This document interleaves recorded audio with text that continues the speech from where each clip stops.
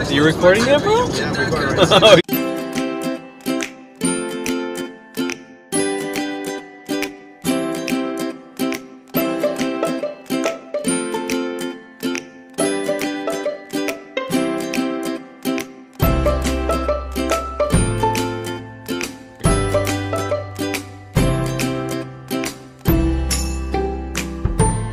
Go in knowing that you can get paid anywhere from 0 free to like 25 grand or more, especially more if you're booking like big featured films, union stuff, like per job, you can make a lot of money, but it's hard. And yeah, you can make anywhere from $0 being free background work, because that's what I did. I did it for $0, $50. I mean, I'm juggling a job. Pretty much, I'm juggling a full-time job. Now I'm full-time. They made me full-time, which I didn't understand why, because I'm always on auditions. Like, hey, I can't make it. I gotta go to Austin, or I gotta go to, downtown Dallas or whatever. Number 2 would be humble. I do it for the creative expression, man. Anything creative, a creative outlet, I'm all for it. I don't care if I'm painting or in front of a camera or DJing. I mean, I do all that. I do it for a good reason. I mean, it doesn't hurt, doing it for the money, but don't let that be your only object.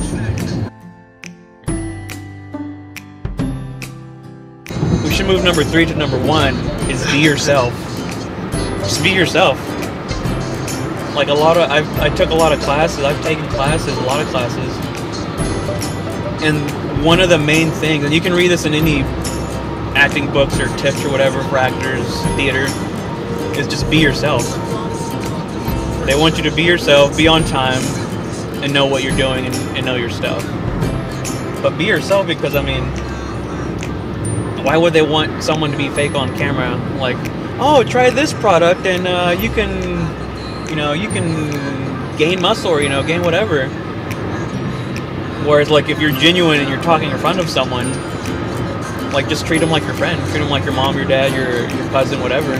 And it'll transcribe over. Because you've seen commercials, right? You've seen commercials where, like, what is he talking about? Or that was weird. Why did he say it like that? Different tones of voices, different face expressions, just all that goes into it. But there's a lot of little things like that. Do looks matter? No. I will say it's a 50-50, because obviously, depending on the product or what they're doing, yeah, they want attractive people. They want them to promote that product. That's what it is, like a major brand or a major clothing brand, whatever it is. But they also want, man, it's gonna sound kind of shit, but like they want your regular guy. They want your guy that's on the street. They don't want someone that's like 6 foot tall, dark, handsome, 6-pack. They don't. A guy can't compare himself to that. Can't relate to that if he doesn't look that way. So it's like your regular guy, your normal guy. I don't consider myself attractive. I consider myself a normal guy. I've been on auditions where you see a lot of people that look like you with the same haircut and beard and everything. I'm like, what the? They're even dressed almost like, alike. Yeah. And that's where you got to just, like I said, be yourself. Have your own personality, because that goes a long way. You should be confident in who you are, and that shouldn't matter. I mean, there's roles for everybody, like the ditzy blonde, the guy at the bar, the guy eating nachos, the guy, they need everybody. You can't just imagine a movie with a bunch of pretty people. You'd be like, what the hell is going on? Is this like one of those cult movies or what? But if you have normal people in a movie, it looks normal. You're in real life. It's a real life setting. Versus you get a bunch of guys that, have muscle, 6-packs or whatever, and they're in that movie, it's going to look kind of weird. It's going to look like an ad for Abercrombie or something. The other thing is, you're going to get a lot of no's before you get a yes. And it's so true. I went on like eight or nine auditions to Austin. Round trip, that's give or take 450, 500 miles each. And those are just the initial auditions. That's not including callbacks. So you go to the initial audition. If they like you, you go to a callback where the casting director is either there in person, or I'm sorry, the producers, directors are there in person, or they're on Skype, or they're live somewhere on a computer watching you. Yeah. And I did that like 8 or 9 times. Just auditions, callbacks, and nothing was working. I was like, holy, what am I doing? What am I doing wrong? And that's another thing. Doubt will start messing with you.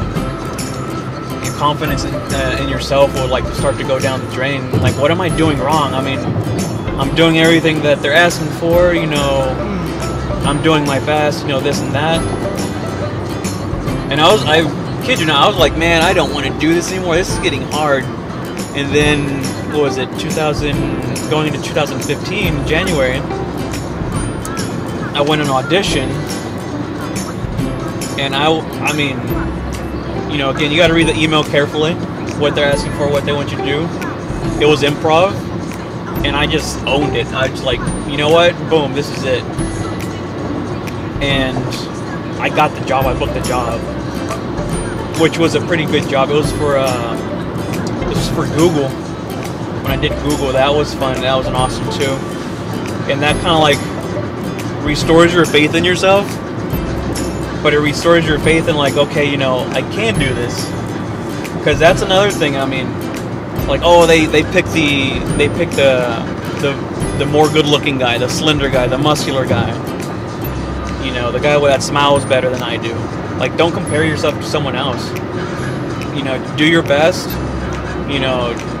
Leave it all in the room, and that's all you can ask for, is just show your soul,